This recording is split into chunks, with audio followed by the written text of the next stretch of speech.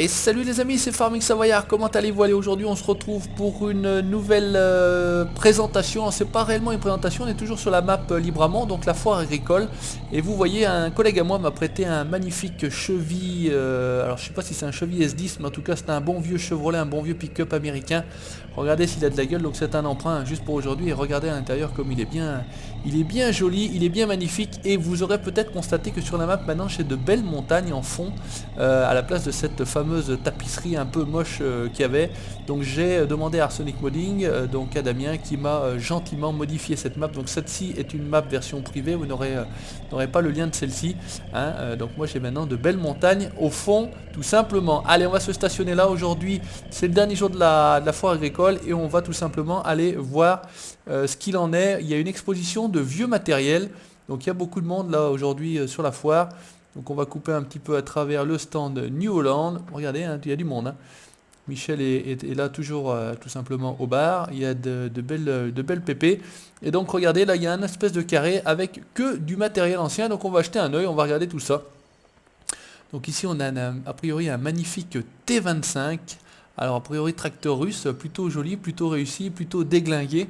C'est plutôt pas mal. Est-ce qu'il a des choses particulières dans celui-ci? Il ne fait rien de particulier. Écoutez le moteur, il est plutôt sympathique. Ah, ça, voilà, et à mon avis il y a la possibilité d'avoir le relevage avant, donc ça c'est plutôt sympathique et plutôt agréable. Ici on a un magnifique Ursus C4011, regardez ça, si c'est beau, c'est pareil, le moteur est plutôt bien réalisé, c'est plutôt sympathique. On va regarder ici, non, il n'y a pas moyen de faire grand chose dans celui-ci, on va se mettre à l'intérieur. Écoutez, le moteur c'est pareil, c'est plutôt sympathique et ça a plutôt de la gueule. Voilà, donc c'est pareil, celui-ci a le steering, hein. Il y a un truc qui me fait a priori laguer là, parce que ça a beaucoup de ralentissement. Voilà, donc écoutez, le Ursus C4011, tout bête. Allez, on descend, il y a une belle série ici, pareil, de Ursus, de Zetor, pardon. Donc là ici un Zetor diesel 4011 avec une espèce de chenille. Donc normalement celui-ci, il avait la possibilité, voilà, d'ouvrir les portes, me semble-t-il. On avait la possibilité également d'ouvrir le toit. C'était le 4. Voilà, on a la possibilité d'ouvrir et de fermer le cateau. Regardez, c'est plutôt bien fait, c'est plutôt joli. Si on se mettait à l'intérieur, on peut changer les roues. Voilà, alors c'est juste changer les jantes, hein. C'est pas réellement changer les roues, vous voyez.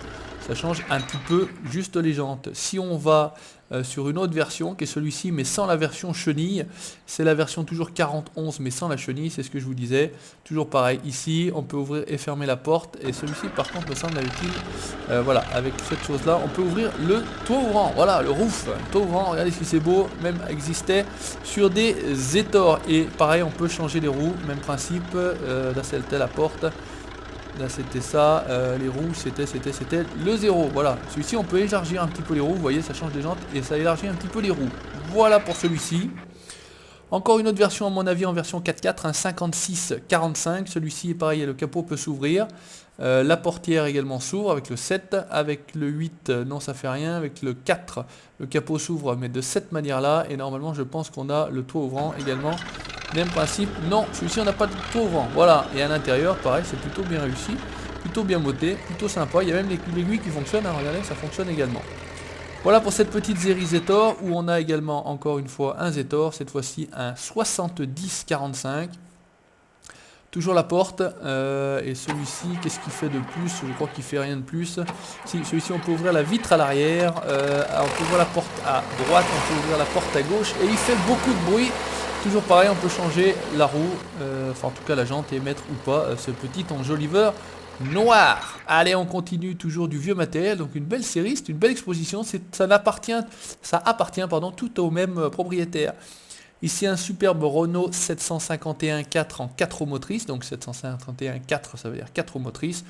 On peut a priori ouvrir la porte, regardez, et on peut aller à l'intérieur, et ça c'est plutôt pareil, c'est plutôt bien réussi, bien modé, les compteurs fonctionnent. On peut mettre les rétroviseurs, hop, ici avec le N, tout bêtement. Et on peut retirer, alors left L, alt, plus L. Alors, toc, si on se met à l'extérieur. Ah, j'ai changé de... Non, autant pour moi. C'est une autre touche. Voilà, ici on a a priori, hop, possibilité de mettre le jumelage. Alors, alt, left. Et le L, voilà. Avec le jumelage, regardez s'il est pas beau celui-ci, tranquillement, on peut mettre et retirer son jumelage, et L, c'est quoi alors? Voilà, on peut tout simplement mettre le jumelage et l'enlever comme ça. Ah, d'accord. Ok, donc impeccable, on peut aussi mettre le bâti du chargeur, donc celui-ci a également un chargeur à l'avant, voilà. Son petit frère, voilà, le 751 tout court en 2 roues motrices, pardon. Donc sur le principe, mêmes options j'imagine, puisque c'est celui de X3D, hein, vous connaissez certainement. Toujours même principe, on peut y rajouter ça, on peut y rajouter, hop, le jumelage que voici. Impeccable, on peut y mettre les rétroviseurs ou pas, tout bêtement, voilà. Et on peut mettre, on veut aussi le bâti pour le chargeur. Voilà pour ces petits Renault, plutôt sympathiques. Là on a encore plus vieux, un Renault 651, donc celui-ci je suis pas sûr qu'il fasse grand chose, non il fait rien du tout, et celui-ci est plutôt pas mal, hein. Petit Renault 751, sympathique, on essaiera d'utiliser ça dans nos carrières, hein, à venir. Un peu plus récent, un 106-54 et un 110-54, voilà, donc c'est du vieux matériel mais un peu moins âgé on va dire, c'est un petit peu plus récent. On peut ouvrir ici le toit ouvrant, la porte droite et la porte gauche. Voilà, donc non, c'est là, 6. Et la porte gauche. Voilà, et ça fait pas mal de bruit, tout simplement. Voilà pour le 106-54. Et enfin, hop, ici, on va aller doucement. Le 110-54, même principe, même punition, c'est les mêmes touches. Le 7 pour le toit ouvrant, hop, la porte gauche et la porte droite. Normalement, donc celui-ci, a priori, ça n'a pas l'air de fonctionner. Est-ce qu'il faut se mettre à l'intérieur? Non, celui-ci ça fonctionne pas. Bah écoutez, c'est pas grave. Il est plutôt sympa, il est plutôt joli. Oula, j'étais à fond la caisse.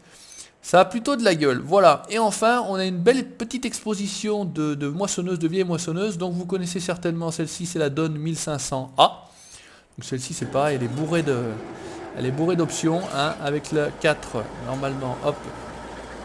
Avec le Kepad 4 ici. Je sais même pas ce que ça fait pas mal de choses. Donc, ça fait rien du tout. Avec le 6, on peut allumer ici, là les lumières, le 5, le 6. Avec le L, vous avez, je sais pas trop quoi, bah, décidément, on va pas y arriver. Là, on a la portière. Avec le N, on sort l'échelle. Voilà, le L, c'est la planca. Alors, qu'est-ce que c'est que la planca, L? Ah, voilà, ça rentre le bras derrière. Tout simplement, désactiver la coupe en andin, et si on se met à l'intérieur, bah écoutez, c'est plutôt bien réussi. Vous avez regardez, les petits clignotants en haut qui fonctionnent. Pardon. Vous avez normalement ouais, le compteur kilométrique qui est là. Il n'y a pas la main, mais c'est plutôt bien réussi, et franchement, c'est des machines qui fonctionnent plutôt bien. La Dawn A 1500. Ici, on a une bonne vieille Enitsei. Normalement, c'est Enitsei. Alors en cyrillique, hein, c'est un peu, voilà. Si vous montez à l'intérieur, celle-ci c'est pareil, il y a de quoi faire, hein. Alors normalement avec le 8, voilà, vous enlevez les caches sur les côtés. Regardez, vous avez toutes les poulies qui fonctionnent, franchement c'est absolument magnifique. Avec le 9, qu'est-ce que ça faisait le 9? Je sais plus du tout. Le 7, ça fait rien de spécial non plus. Le 5, voilà, on a enlevé à l'arrière ici le broyeur de paille, je pense que c'est le broyeur de paille. Avec le 2, vous avez la porte qui s'ouvre, que voici, voilà. Après, vous pouvez désactiver. Qu'est-ce que ça faisait déjà? Il fallait... Ah ouais, voilà. Si on remet, avec le 7, on peut lever et baisser. Voilà, c'était ça. Ce petit capot. Et même principe ici, avec le 9, vous levez et baissez le capot. Et si vous mettez le 8, vous enlevez le capot tout bêtement. Et si on met normalement la machine en route...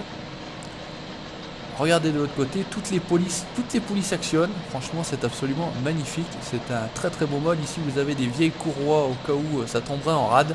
Franchement, c'est extraordinaire. Très très très belle machine. Voilà pour celle-ci. Et enfin, une dernière machine. Hop, c'est aussi une Enitsei, mais une 1200 PM sur chenille, celle-ci. Donc regardez à l'intérieur, hein, c'est plutôt cool, c'est plutôt sympa, ça a plutôt la classe. Rétroviseur, etc. Il y a même le truc comme les camions, là, les petits trucs à boules là, plutôt sympathique. Celle-ci fait rien de particulier, hein, il n'y a pas de choses particulières, mais c'est vrai que par contre c'est très très nerveux, ça fonctionne très très bien. Dans les côtes, ça pourrait être plutôt sympa. Voilà, et bien écoutez, je trouvais que c'était une vidéo encore à vous montrer. Donc, comme je vous l'ai dit, j'aurai bientôt ou très prochainement mon nouveau PC, donc je ne vais pas avancer dans mes carrières. parce que je voudrais pas avoir à tout refaire. Donc résultat des courses là, vous avez cette vidéo, je pense que vous l'aurez aujourd'hui ou demain, donc mercredi ou jeudi. Et puis voilà, d'ici la fin de la semaine, j'aurai mis en place à peu près tous les programmes et logiciels sur mon nouveau PC. J'aurai réinstallé tous mes jeux et on essaiera de tourner avec ce fameux nouveau PC. Je vous ferai une vidéo présentation donc de ce nouveau PC avec toutes les spécifications techniques.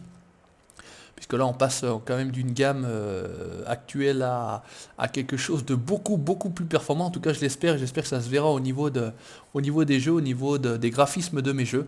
N'hésitez pas à laisser votre commentaire, n'hésitez pas à laisser le petit pouce bleu, ça fait plaisir. N'hésitez pas à liker la page Facebook, on est 700, donc youpi comme j'ai indiqué sur la page Facebook. Puis n'hésitez pas à vous abonner à la chaîne YouTube pour la suite de mes aventures. Ciao, bye bye.